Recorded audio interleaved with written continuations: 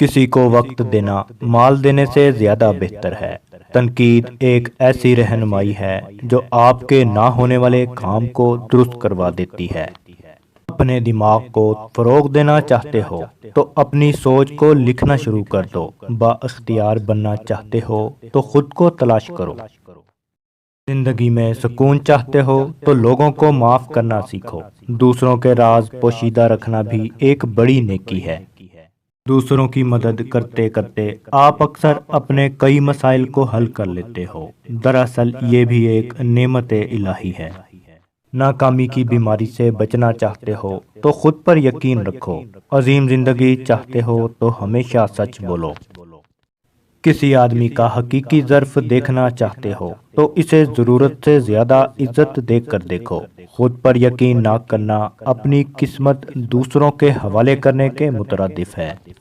صحت کی فراوانی کے لیے ذہن کا پرسکون ہونا بہت ضروری ہے۔ ہر لمحہ ایک نئی ابتدا ہے۔